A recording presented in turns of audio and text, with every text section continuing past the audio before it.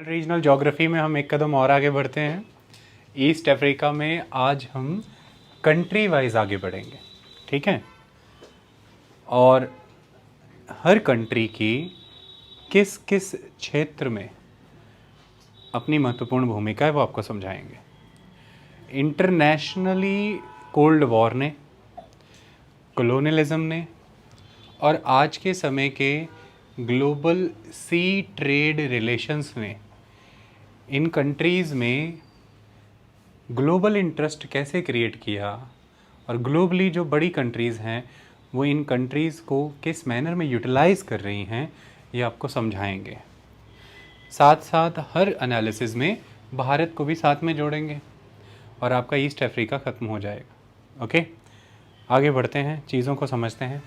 सबसे पहले हम आरंभ करते हैं तंजानिया के साथ। ओके, जब हमने ईस्ट अफ्रीका के बारे में पढ़ा था तो हमने ये देखा था कि ये साउथ में तंजानिया से आरंभ हो करके उत्तर की दिशा में एरिट्रिया तक जाता है।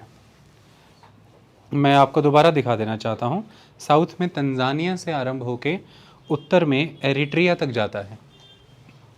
इसमें कोई डाउट है? तंजानिया की राजधानी क्या है रुचिका? डोडोमा, है ना? गुड। और एरिट्रिया की? अच्छे से बोलो। Good girl. तो चलिए आरंभ करते हैं। सबसे पहले हम तंजानिया के विषय में समझते हैं। देखिए,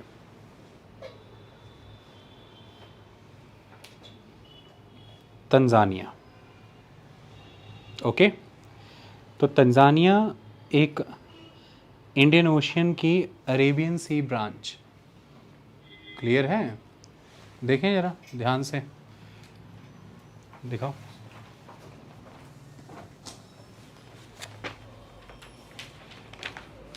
कई बार ऐसा होता है कि चीज़ें थोड़ी कंफ्यूज हो जाती हैं।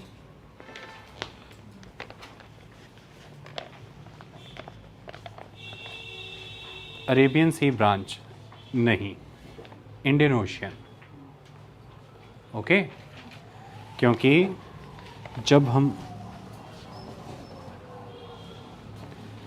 हम अरेबियन सी ब्रांच की बात करते हैं तो वो ब्रांच लगभग यमन के पास आकर के ख़त्म हो जाती है।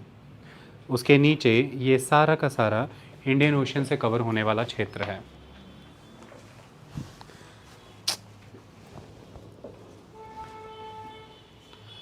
तो तंजानिया का ईस्ट कोस्ट इंडियन ओशन को टच करता है।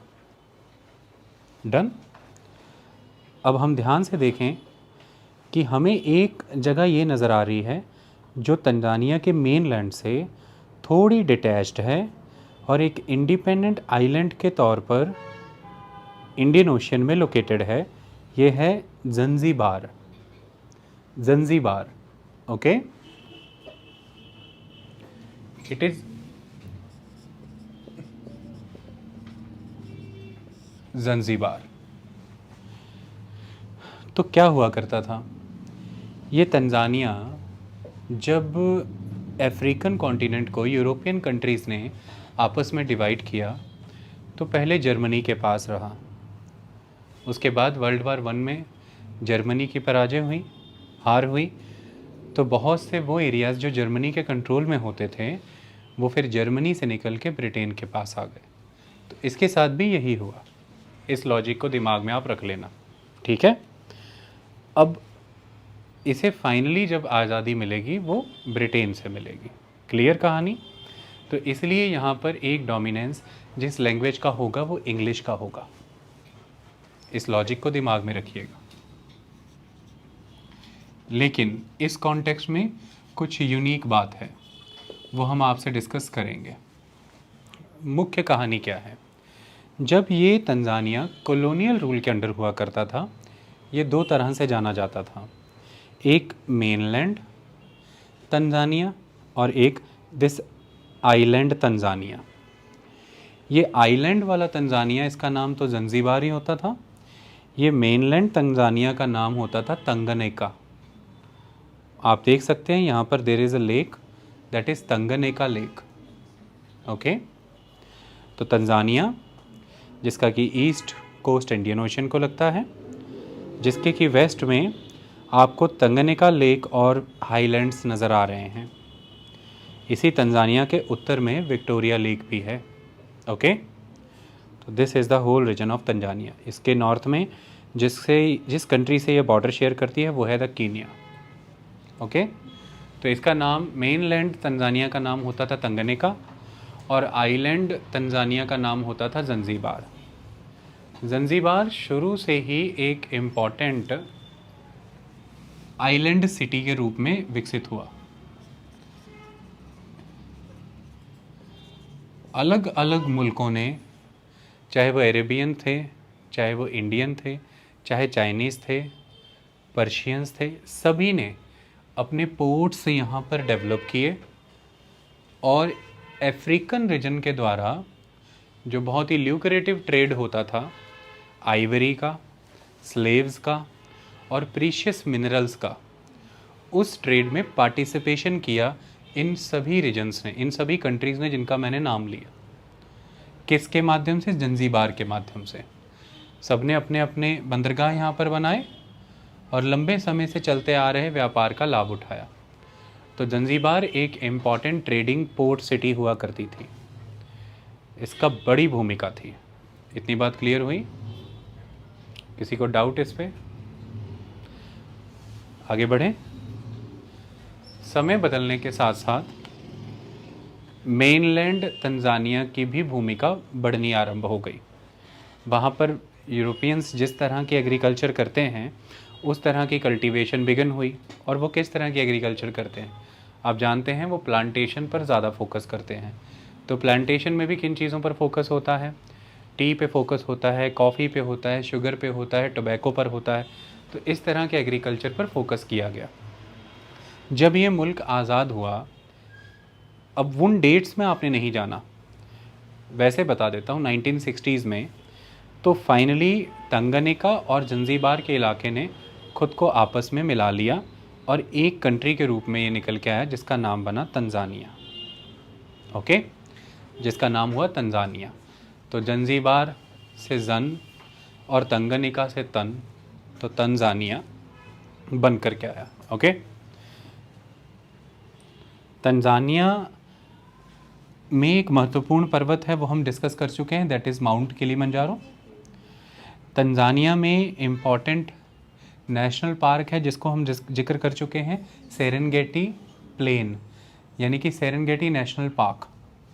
सेरेनगेटी का मतलब the endless plain, the endless plain, एक ऐसा प्लेन जिसका अंत ही नहीं हो रहा, क्योंकि बहुत एक्सटेंसिव ग्रासलैंड्स हैं इसलिए उसे द एंडलेस प्लेन के रूप में जाना जाता है। क्लियर कहानी? मेन आस्पेक्ट तंजानिया के बारे में क्या है?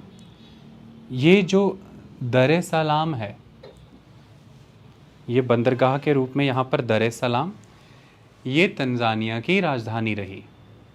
यही तंजानिया की प्राइमेट सिटी भी है। तंजानिया की मेन इकोनॉमिक लाइफलाइन यही है।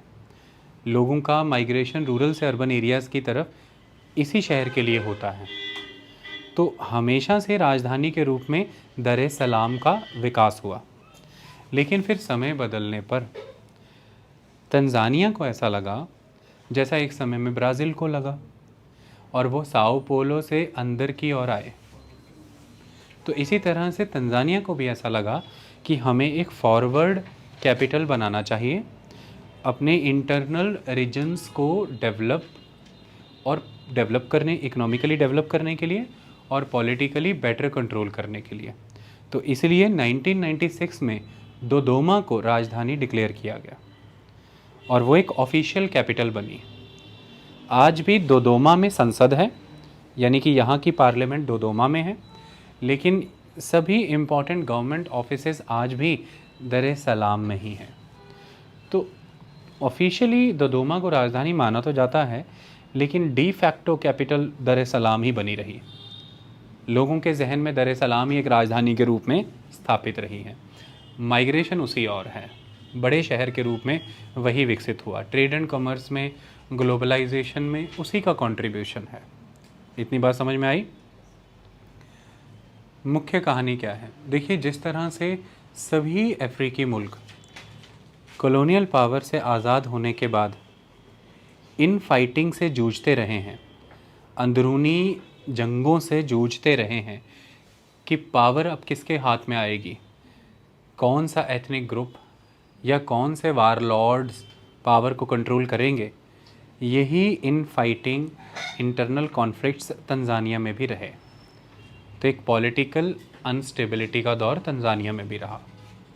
यही कहानी है अब तक के सब सहारन अफ्रीका की, और कॉलोनियलिज्म का सीधा सीधा नतीजा भी यही है। ओके, तो यही सिचुएशन यहाँ भी है। जो चीज़ इसकी इकोनॉमिक सफरिंग का रीज़न है, पॉलिटिकल अनस्टेबिलिटी ही पूरे अफ्रीकी रीजन को आर्थिक रूप में विकसित होने नहीं दे रही है। इंटरनेशनल ऑर्गेनाइजेशंस जैसे कि international monetary fund, world bank और यूनाइटेड नेशंस जैसी संस्थाएं अफ्रीका के मुल्कों की मदद करना चाहती हैं। ख़ासतौर जैसे हम अभी ईस्ट अफ्रीका की ही बात कर रहे हैं, इनकी फाइनेंशियल सपोर्ट वो करना चाहते हैं। समस्या कारण क्या है? गवर्नेंस का सिस्टम वीक होने के कारण करप्शन बहुत ज़्यादा है, और जब करप्शन बहुत ज़्यादा हो, बजटरी मैकेनिज़म्स में बहुत सारी लीकेजेस एंड वेस्टेजेस हों, तो इंटरनेशनल एड और असिस्टेंस पॉसिबल नहीं रह पाती है। क्योंकि जब आप किसी मुल्क को किसी तरह की एड दे रहे हैं, फाइनेंस कर रहे हैं, सपोर्ट कर रहे हैं, तो ये आपकी एक्सपेक्टेशन रहती है कि जिस पर्पज़ से एड दी गई है वो उस प्रोजेक्ट या उस काम में लगे। और ऐसे में ये एनालिसिस ज़रूरी होता है, ये एवेल्युएशन ज़रूरी होता है कि जिस मुल्क को सपोर्ट लेंड की जा रही है वहाँ पर करप्शन तो नहीं है, वहाँ पर जो पैसा दिया जा रहा है कोई कॉर्नर तो नहीं कर लेगा, या किसी की पर्सनल कंजम्पशन में यूटिलाइज़ तो नहीं हो जाएगा, पब्लिक बेनिफिट में वो कन्वर्ट होगा कि नहीं होगा, डिलीवर होगा कि नहीं होगा। तो अफ्रीका के पूर्वी इलाकों के मुल्कों को अंतर्राष्ट्रीय मदद इसलिए भी सही ढंग से प्राप्त नहीं हो पा रही, वो इसके योग्य नहीं हो पा रहे हैं क्योंकि वो अपनी आंतरिक भ्रष्टाचार को दूर करने में असमर्थ हैं।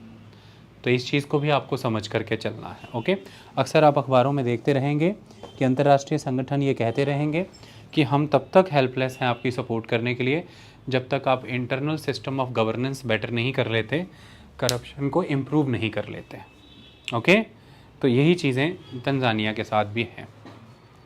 तंजानिया का एक अच्छा खासा पूर्वी इलाका, ये इलाका वाटरशेड जोन के रूप में जाना जाता है, क्योंकि हमने देखा कि इसके पश्चिमी इलाके में हाईलैंड्स आते हैं, और इसी वाटरशेड रीजन होने के कारण यहाँ पर आपको ग्रासलैंड्स मिलते हैं, और उन ग्रासलैंड्स में आपको गेम एनिमल्स और बाकी चीज़ें मिलती हैं जो कि इसके भविष्य के लिए टूरिज़्म की कई अपॉर्चुनिटीज़ लेकर के आता है। तो आने वाले समय में तंजानिया वाइल्ड लाइफ कंजर्वेशन के साथ साथ कई तरह के लॉज इनेक्ट करके अपने इस क्षेत्र को इको टूरिज़्म के रूप में, वाइल्ड लाइफ टूरिज़्म के रूप में विकसित करना चाहता है।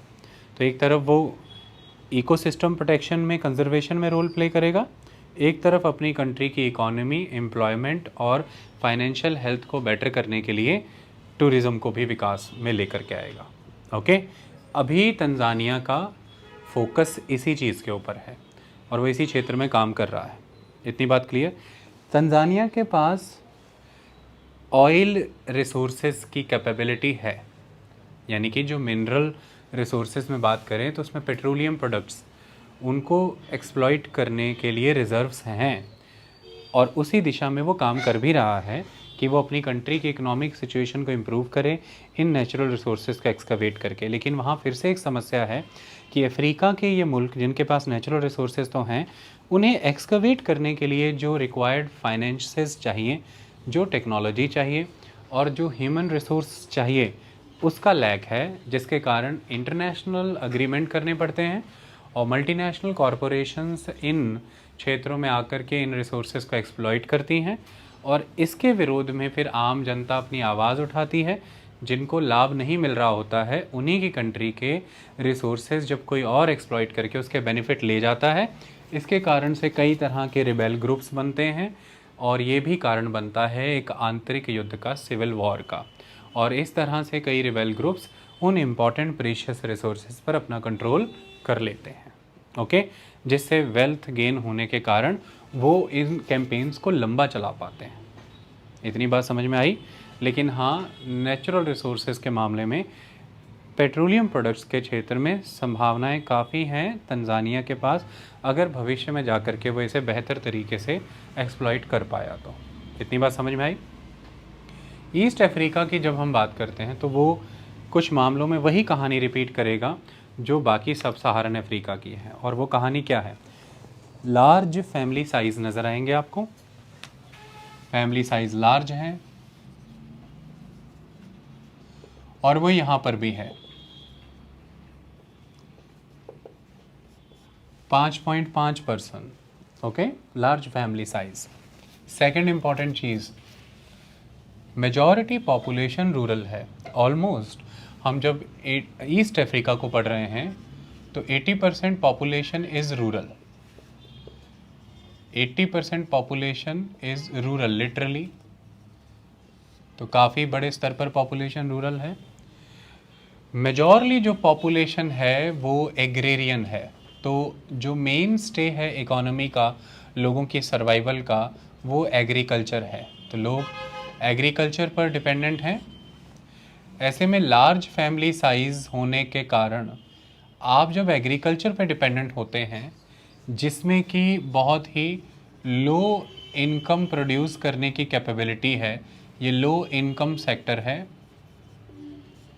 तो ये फिर एक रीज़न बनता है। Large family size, agriculture plus low income, ये एक रीज़न बनता है कि पॉवर्टी नज़र आती है,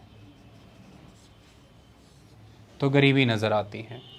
तो जो बाकी सब सहारन अफ्रीकन रीजन की कहानी है, ये चीज़ आपको यहाँ पर भी नज़र आएगी।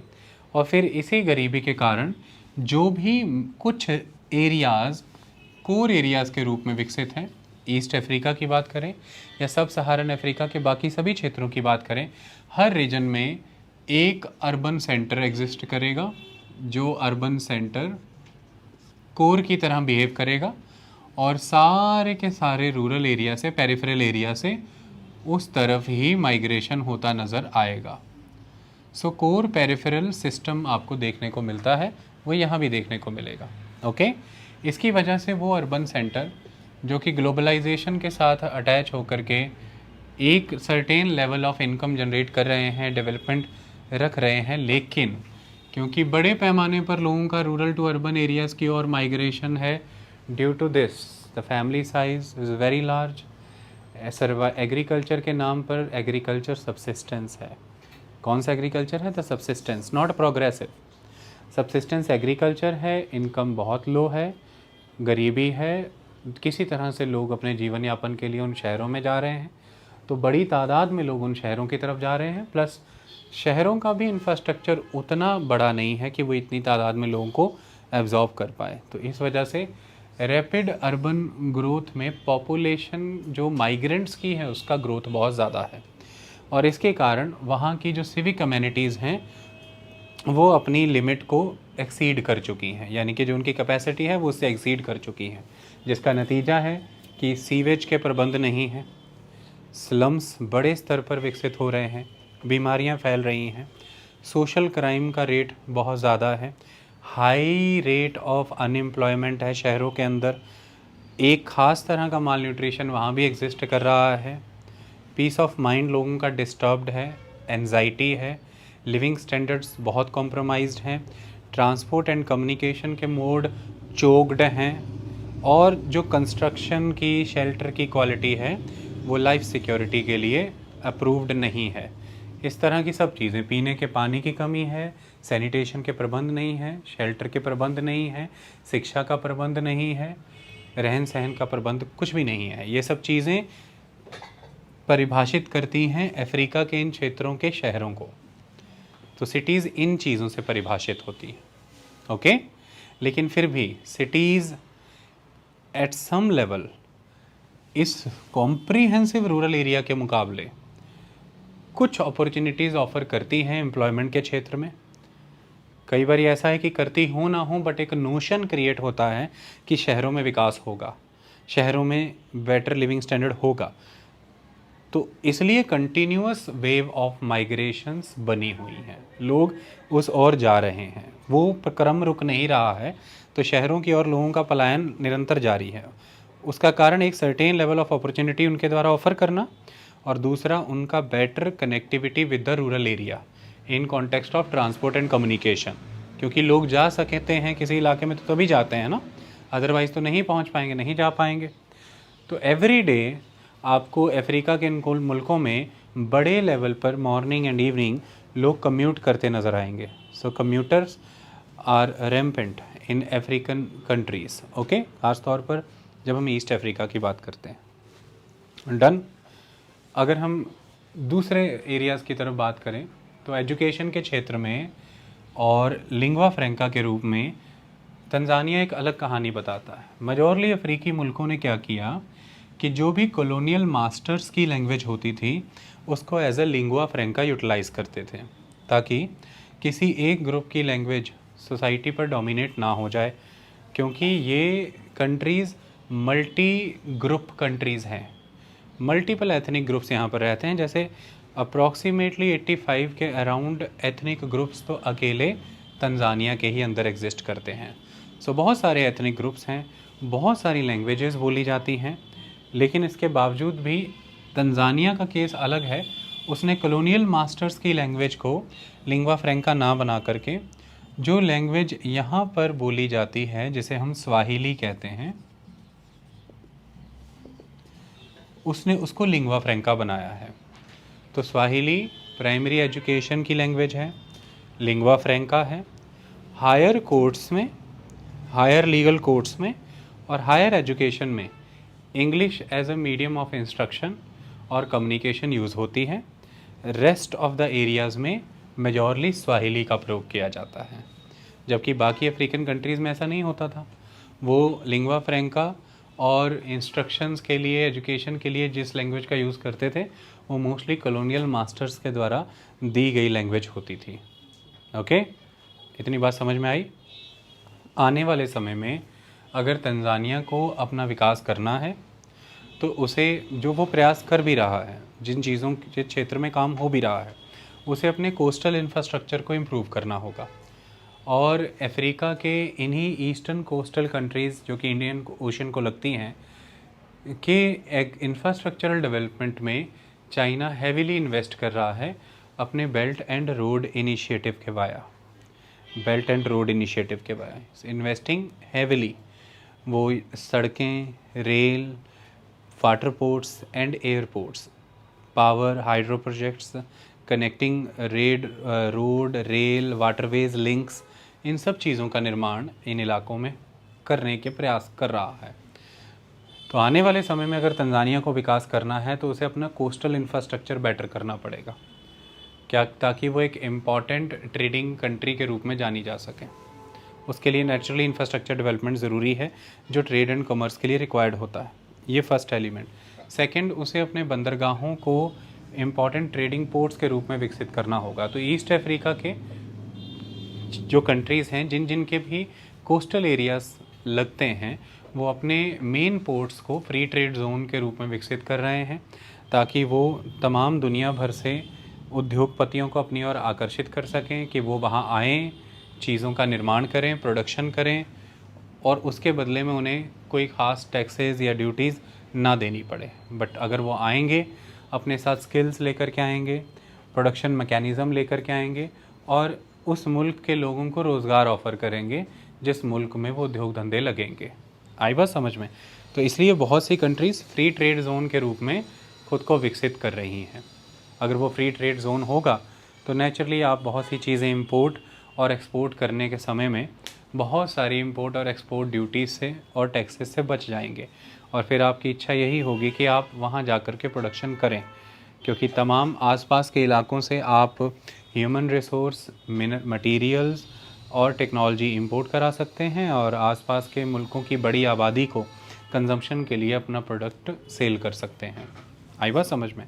तो ये साउथ ईस्ट एशियन कंट्रीज़ भी कर रही हैं। यही किसी ज़माने में बहुत पहले गल्फ़ ऑफ पर्शिया की कंट्रियों ने कर लिया था।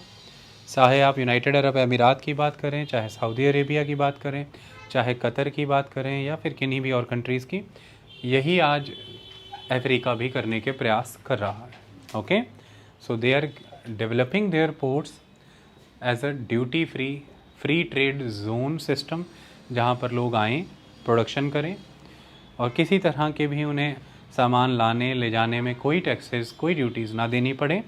लेकिन ऐसे में वो निर्माण के काम के लिए उस मुल्क से रॉ मटेरियल की डिमांड करेंगे, लोगों की डिमांड करेंगे, एम्प्लॉयमेंट प्रोवाइड करेंगे, वहाँ की ज़मीन खरीदेंगे तो ज़मीन खरीदते समय पैसा पे करेंगे। इस तरह से धीरे धीरे वहाँ पर विकास का क्रम चल जाएगा। इन्वेस्टमेंट एक बार होने लगी तो उसके सराउंडिंग में फिर एक इंडस्ट्रियल कॉम्प्लेक्स खड़ा हो जाएगा। तो इस तरह के एफर्ट्स किए जा रहे हैं। मुद्दे की कहानी यह है कि ये मुल्क लंबे समय तक कॉलोनियल पावर्स के कंट्रोल में रहने के कारण कॉलोनियल इंटरेस्ट को सर्व करते रहे। इंडोनेशिया से, साउथ ईस्ट एशिया के दूसरे मुल्क और भारत से मसाले लाए जाते थे, जिसको कि यूरोप भेजा जाता था, और उसका मेन रूट यही रहा करता था जो आपके सामने है। इंडोनेशिया को स्पाइस आइलैंड कहते हैं, मसाला द्वीप। इतना इम्पॉर्टेंट था ये स्पाइसेस के लिए। तो इंडोनेशिया से, south east Asian countries, Bharat से कॉलोनियल पावर मसाले लाती थी, इसी रूट को फॉलो करती थी। ज़ंज़ीबार का बंदरगाह इसलिए प्रमुख हो गया और यहाँ से फिर ये मसाले इस तरह से ऊपर यूरोपियन कंट्रीज़ में जाया करते थे। तो ये रूट फॉलो हुआ करता था। यहाँ पर है केप ऑफ गुड होप। तो ये था रूट जो पुर्तगाली इसी रूट को फॉलो करके वास्को डी गामा भारत आया था। तो इसके तहत ज़ंज़ीबार एक महत्वपूर्ण भूमिका निभाता रहा। स्पाइस ट्रेड के अंदर उसका कंट्रीब्यूशन था। पर अब समय बदल जाने के साथ कॉलोनियल पीरियड के तहत जिन मर्चेंडाइज़ ने कॉलोनियल पावर के इंटरेस्ट को सर्व किया, इकोनॉमिक इंटरेस्ट को सर्व किया, उनके द्वारा यहाँ पर कंटिन्यूअस रूल होने के कारण समय के साथ जो इंडस्ट्रियल डेवलपमेंट आना चाहिए था, जो टेक्नोलॉजी की फील्ड में इनोवेशन आना चाहिए था, जो ह्यूमन स्किल्स में डेवलपमेंट होना चाहिए था, वो उन कंट्रीज़ में नहीं हो पाया जिनको कॉलोनियल पावर्स ने कॉलोनाइज़ कर दिया। अब कॉलोनियल पावर जब दुनिया भर से इस तरह के रिसोर्सेज को ड्रेन करके अपनी कंट्रीज़ में ले जा रहे थे, इन बंदरगाहों का विकास करके, इन बंदरगाहों में तब तो आमदनी थी क्योंकि ये ट्रेड एंड कॉमर्स में एक कंट्रीब्यूशन तो दे रहे थे। लेकिन ये नहीं समझा गया कि समय के साथ साथ कोई भी बंदरगाह सिर्फ इसी कारण से जीवित नहीं रह सकता कि वो कहीं से आ रही वस्तुओं को धारण करता है और आगे वस्तुएं चली जाती हैं। सिर्फ इसीलिए कोई मुल्क जीवित नहीं रह सकता। समय के साथ साथ उस कंट्री के अंदर इंडस्ट्रियल डेवलपमेंट होना ज़रूरी है, स्किल डेवलपमेंट होना ज़रूरी है, रिसोर्सेज को बेटर एक्सप्लॉइट करना ज़रूरी है, वैल्यू एडिशन करना ज़रूरी है, इनकम जनरेशन करना ज़रूरी है। Resource management is important. लेकिन क्योंकि ये कंट्रीज़ कॉलोनियल पावर के कंट्रोल में रही तो ये अपने हितों में तो विचार कर ही नहीं सकती थी, और क्योंकि कॉलोनियल पावर के इंटरेस्ट इन कंट्रीज़ को सर्व करने थे तो कॉलोनियल पावर्स ने जो यहाँ पर ह्यूमन टू ह्यूमन कनेक्शन का मैकेनिज़्म बनाया, जिस तरह से लेबर यूटिलाइज़ की, जिस तरह से यहाँ पर उन्होंने इंफ्रास्ट्रक्चर डेवलप किया और रिसोर्स एक्सप्लॉइट किए, उन सब का पर्पस उस इकोनॉमिक सेटिंग को सर्व करना था जो economic setting European colonial interest को सर्व करती थी। जैसे ही वो कॉलोनियल इंटरेस्ट सर्व हो गया और European colonial phase industrial revolution के पीक से होकर के आगे बढ़ने लगा तो वो इकोनॉमिक सेटिंग ब्रेक हो गई। रशिया में रेवोल्यूशन हो गया, सोशलिज़म तेज़ी से आगे बढ़ने लगा, और वो इकोनॉमिक सेटिंग जब एक बार ब्रेक हुई, वर्ल्ड वार 1 के बाद काफ़ी हद तक कॉलोनियलिज्म ख़त्म हो गया, वर्ल्ड वार 2 के बाद तो टोटली ही एंड होता नज़र आया। तो उसके द्वारा गर्म किए गए, उसके द्वारा तैयार किए गए वो बंदरगाह, वो इलाके फिर और लंबे समय तक अर्थव्यवस्था का पर्पज़ सॉल्व नहीं कर पाए, कंट्रीब्यूट नहीं कर पाए।